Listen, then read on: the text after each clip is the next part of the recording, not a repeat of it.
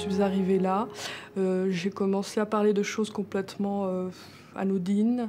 Enfin, toutes ces petites choses qui, pour moi, étaient des problèmes à gérer dans la vie de tous les jours.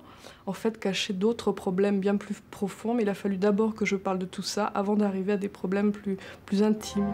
J'ai décidé d'entreprendre une psychothérapie analytique à un moment de ma vie où j'avais l'impression de tourner en rond. Il y avait des choses qui se répétaient sans cesse. J'étais comme dans un tunnel et je n'arrivais pas à sortir de ce tunnel. J'ai eu vraiment envie de me libérer. J'ai eu un cancer du sein qui a récidivé en 99. Et j'ai lutté. Et à un moment, je ne pouvais plus lutter. Je n'avais plus de force, plus d'énergie. Donc, il fallait vraiment que je fasse quelque chose pour pouvoir m'en sortir.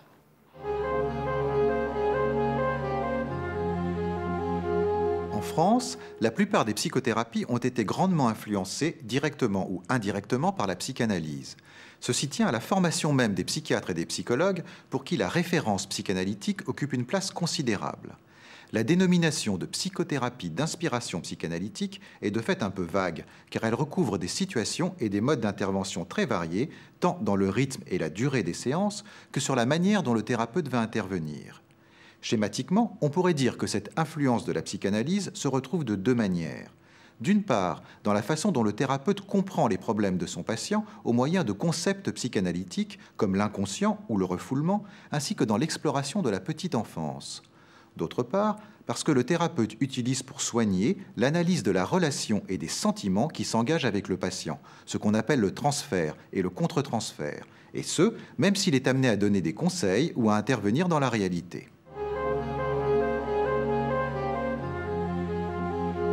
Alors la différence lorsqu'on s'adresse à un psychothérapeute, plutôt que de faire une démarche, de parler de ses problèmes avec sa famille et ses amis, c'est que un psychothérapeute n'a pas la même implication.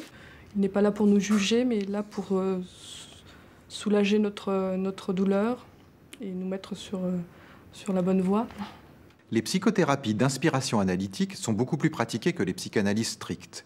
Les indications sont d'ailleurs similaires et recouvrent l'ensemble des difficultés psychologiques, des plus simples aux plus graves. Ce qui fait opter pour une psychothérapie plutôt que pour une cure analytique classique tient à plusieurs facteurs.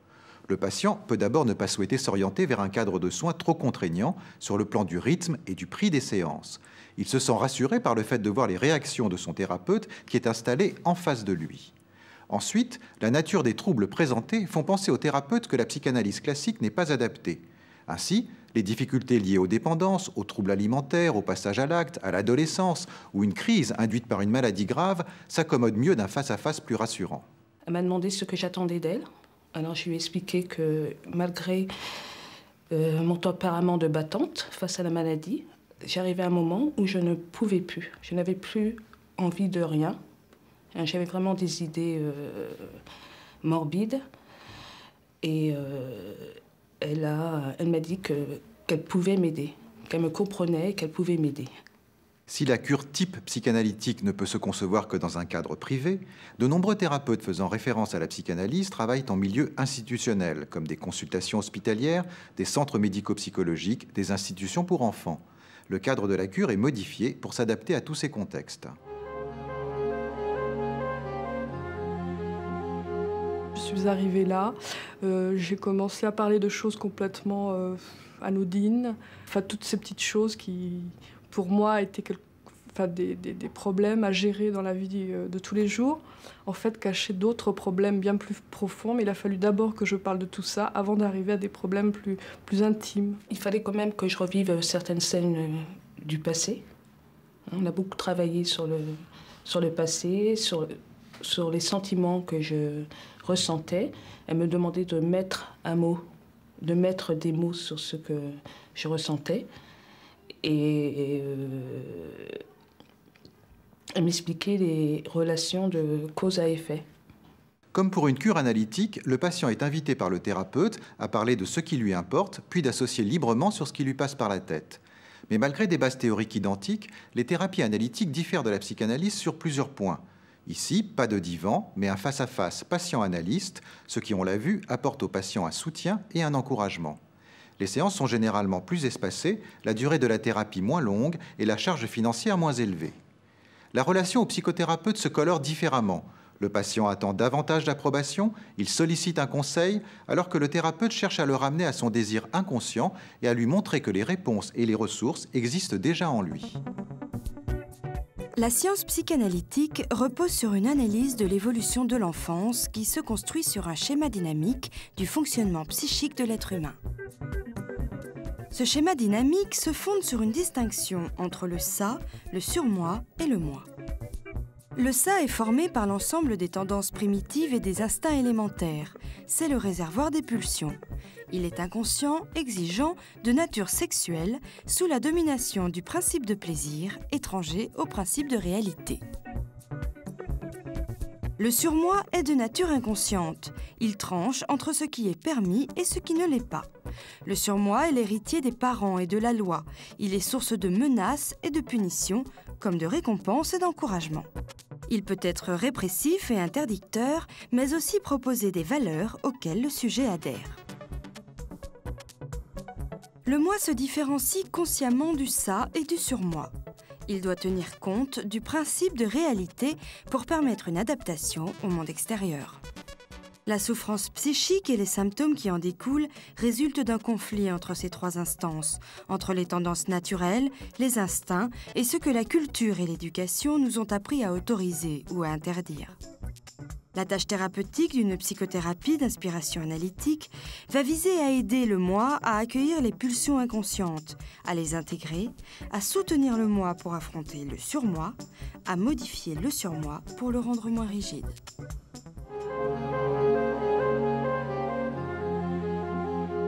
Quand je sors de chez elle, je rentre à la maison, je peux être là tranquillement, faire mon ménage, et je repense à ce qu'elle m'a dit. C'est comme si elle me mettait en face des choses. Elle me renvoie peut-être à mon propre miroir. Ce qui est avant tout opérant, c'est la compréhension de ces conflits qui s'élaborent au sein d'une relation affective très riche avec le psychothérapeute. C'est ce qu'on appelle le transfert, une relation dans laquelle le patient projette des contenus affectifs plus anciens. L'analyse de ce transfert va autoriser l'interprétation, véritable moteur du changement, et permettre ainsi de liquider les conflits du passé qui empoisonnent le présent.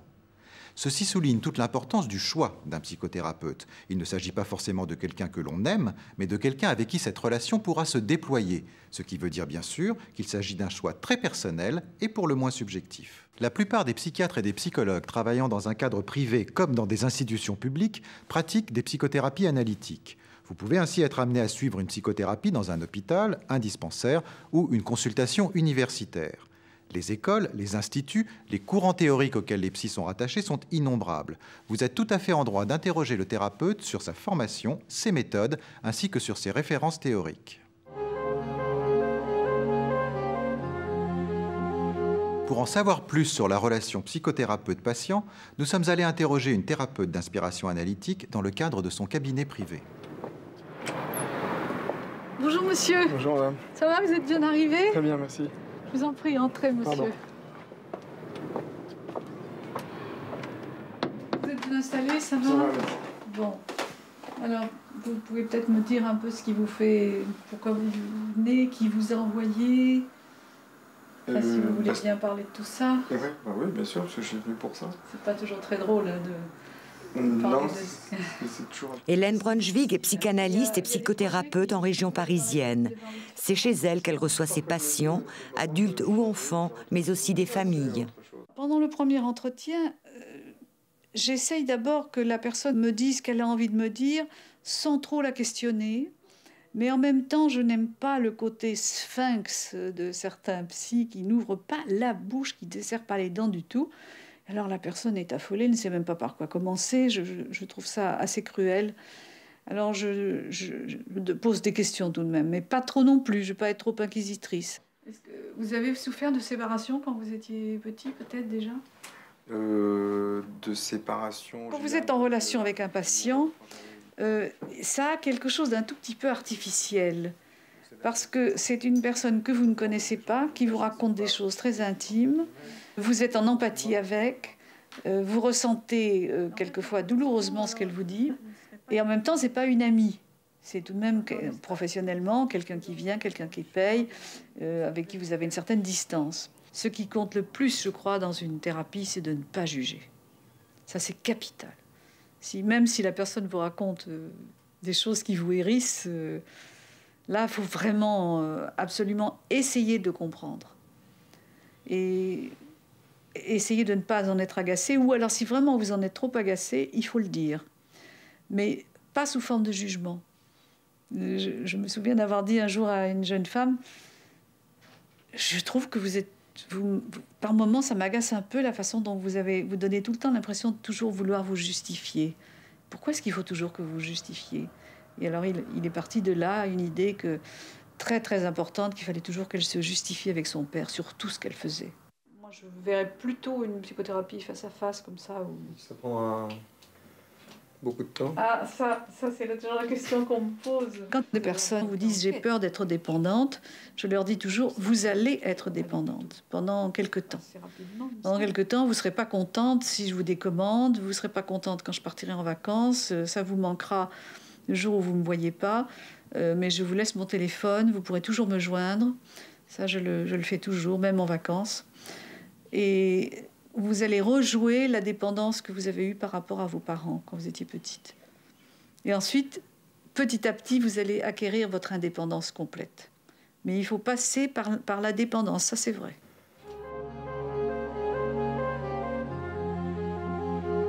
La psychothérapie a changé beaucoup de choses dans ma vie. Je suis en paix avec moi-même.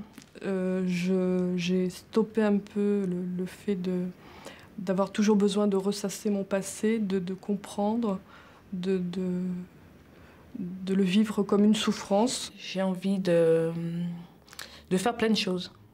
J'ai envie de profiter de la vie. Même s'il y a des situations difficiles, j'ai envie de voir que le bon côté des choses. Et puis vivre, quoi. J'ai envie de vivre.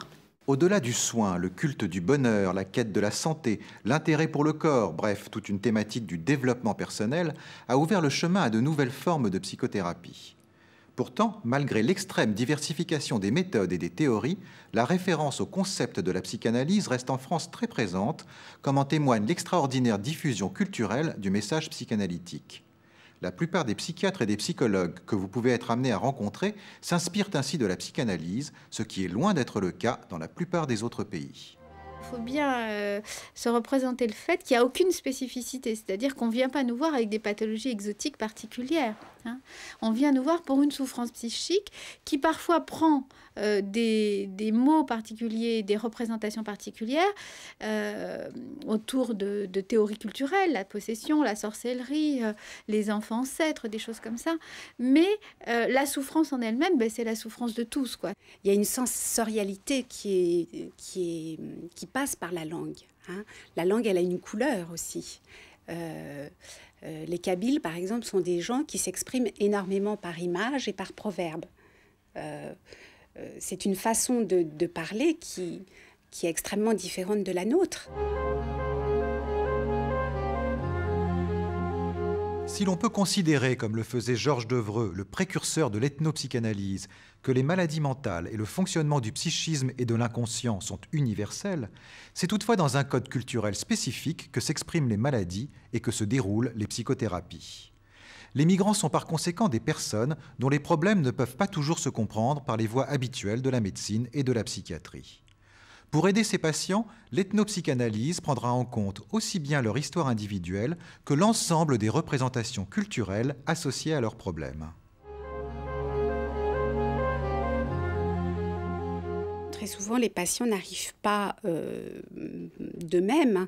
Hein, ils arrivent en seconde intention, c'est-à-dire que c'est souvent des familles ou des patients qui sont pris en charge par d'autres équipes médico-éducatives qui connaissent la consultation et qui pensent que le cadre qu'on propose dans cette consultation va permettre de dénouer un certain nombre de choses d'ordre culturel souvent, qui sont inaccessibles aux professionnels qui ne sont pas formés. Donc ce sont des familles migrantes, d'où qu'elles viennent. C'est-à-dire que là, toutes les familles migrantes, mais c'est la première, c'est la deuxième, c'est même parfois la troisième, voire la quatrième génération. Certaines pathologies apparaissent en effet comme directement liées à un clivage entre deux mondes d'appartenance. C'est par exemple le cas du mutisme des enfants de migrants qui ne parlent plus dès qu'ils quittent la maison familiale. Dans d'autres cas, la famille va interpréter un délire ou des hallucinations chez un de ses membres à partir d'éléments culturels. C'est le cas de l'enfant sorcier, vecteur de la sorcellerie dans la famille, ou de l'enfant ancêtre, retour d'un aïeul parmi les vivants. L'ethnopsychanalyse n'oppose pas l'approche classique et l'approche culturelle, mais au contraire, elle les envisage dans une complémentarité. Lorsque la psychiatrie et la psychothérapie classique butent sur la compréhension d'une maladie mentale, d'une dépression ou de passage à l'acte, l'ethnopsychanalyse peut se révéler d'une grande richesse pour en comprendre les causes. C'est d'ailleurs à l'hôpital que ces patients et leurs familles viennent s'adresser et non à un guérisseur traditionnel de leur pays d'origine. Il s'agit donc de situer la thérapie dans cette appartenance à plusieurs cultures à la fois. L'ethnopsychanalyse va chercher à coordonner des principes issus de la psychanalyse et de l'anthropologie, mais aussi d'autres disciplines comme les thérapies familiales ou les théories de la communication. Les équipes soignantes intègrent des membres de la même origine que le patient, dont un interprète, ce qui permet de se placer dans le contexte culturel de la famille et de travailler dans sa langue d'origine. Le patient et sa famille peuvent être reçus en grands groupes, un thérapeute principal, un traducteur et une dizaine de cothérapeutes, ou en petits groupes, un thérapeute principal, un traducteur et un ou deux cothérapeutes. Moi, je me souviens d'une patiente que j'avais suivie, donc une maman qui était venue en consultation.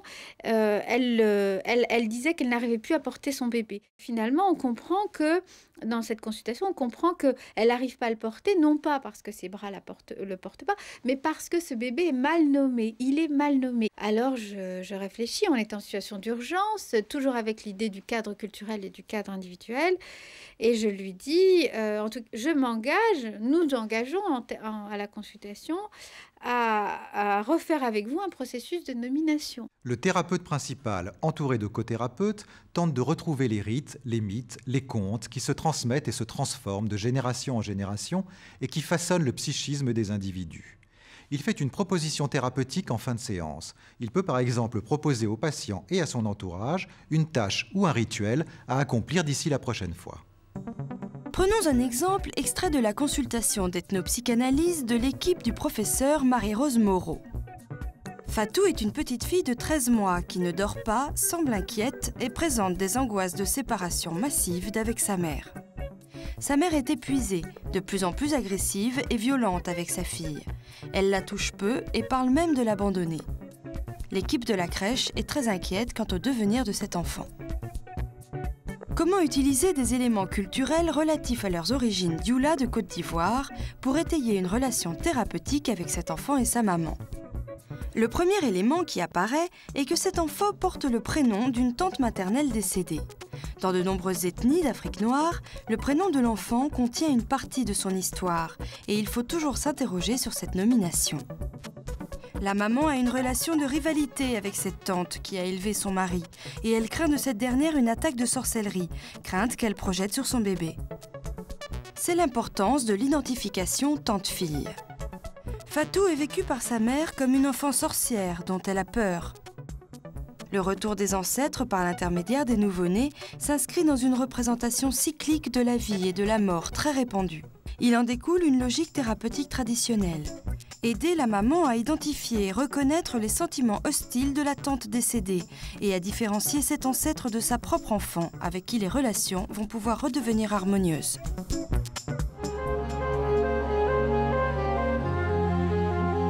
On travaille toujours avec les équipes qui nous adressent les familles parce que ça leur permet aussi de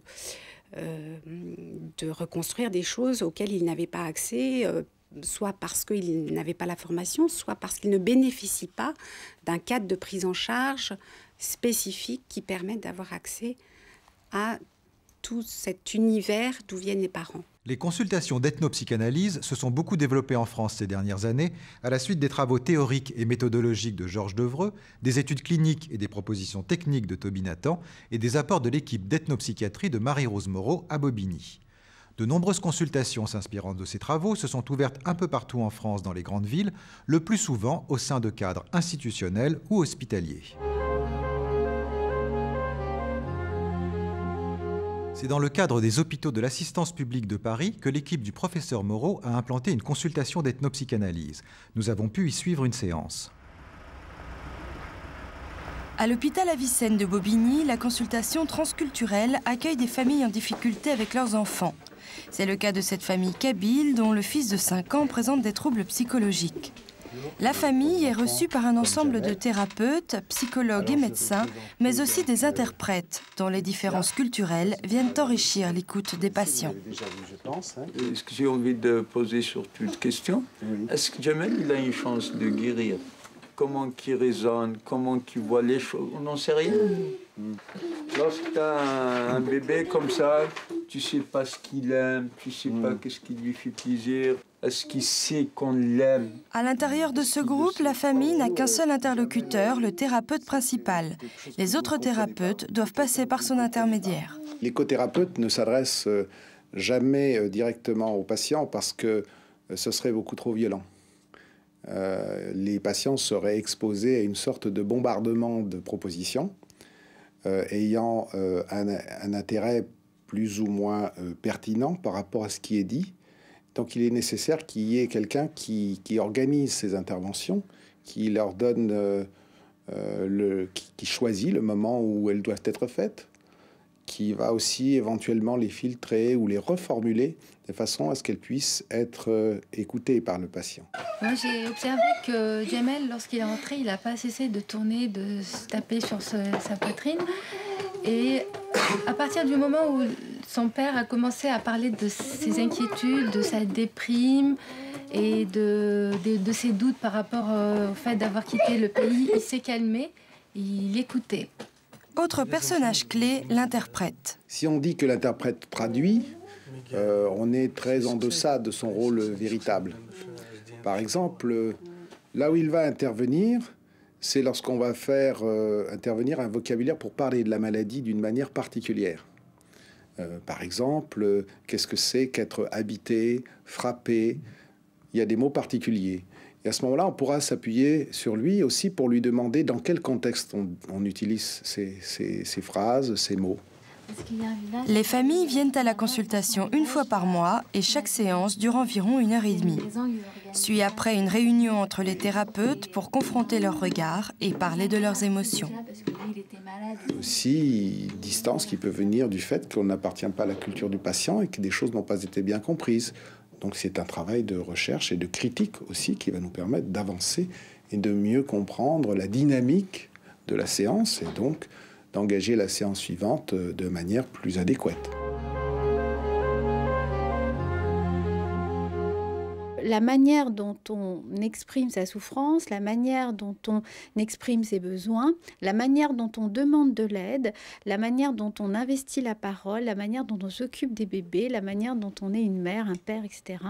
Tout ça est vraiment culturellement codé et ça, on le sait depuis toujours. Dans la logique des sociétés traditionnelles, celui qui est le symptôme, qui porte le symptôme, hein, celui qui est touché, celui qui est malade, n'est pas forcément celui qui est visé. Et quand on s'occupe de quelqu'un qui est souffrant dans une société traditionnelle, on ne s'intéresse pas à ce qu'il aurait à en dire de ce qui lui arrive. On s'intéresse à ce que son entourage dit de ce qui lui arrive. Donc ce qu'il est important de faire, c'est d'avoir accès aux paroles des gens qui l'accompagnent, et voire aux paroles même des gens qui sont restés au pays. L'ethnopsychanalyse n'a rien à voir avec une quelconque redécouverte de la médecine populaire ou de la pharmacopée folklorique. Elle interroge à la fois la dimension ethnique de la maladie mentale et la dimension psychiatrique de la culture. Elle nous sensibilise à l'importance de la dynamique du groupe pour comprendre le malade et sa maladie. Les enjeux sociaux et politiques de cette approche, qui touchent au multiculturalisme et à l'intégration, sont importants. Il ne s'agit en aucun cas de marginaliser davantage des populations déjà touchées par le racisme et les difficultés sociales. Le dispositif se doit d'être ouvert dans la cité, inscrit en complémentarité avec le système général de soins.